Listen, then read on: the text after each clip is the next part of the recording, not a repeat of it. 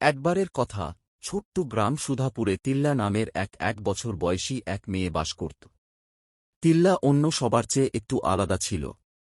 সে বই পড়তে ভালোবাসত, বিশেষ করে বিজ্ঞান আর রহস্য ঘেরা গল্প। একদিন গ্রামের পুরনো বাজারে ঘোরাঘুরি করার সময় সে একটি প্রাচীন দোকানের ধূলিমাখা তাক থেকে একটি অদ্ভুত দেখতে পকেট ঘড়ি খুঁজে পায়। ঘড়িটা চকচক করছিল, আর তার গায়ে অদ্ভুত কিছু লিপি খোদাই করা।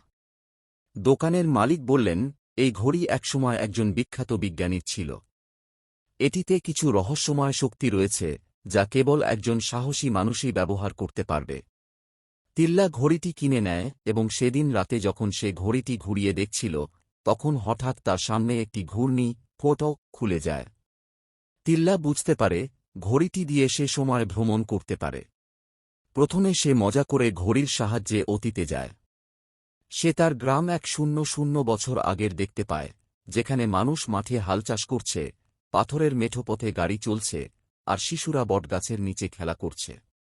এরপর সে ভবিষ্যতে যায়। সেখানে তার গ্রামটি পুরোপুরি রোবট এবং উন্নত প্রযুক্তিতে ভরপুর।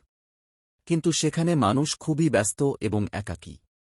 কেউ কারো সাথে গল্প করে না, হাসে না। সমস্যার সূত্রপাত। তিল্লা বারবার অতীত আর ভবিষ্যতে যাতায়াত করতে করতে একসময় টাইমলাইনের মধ্যে গণ্ডগোল তৈরি করে ফেলে।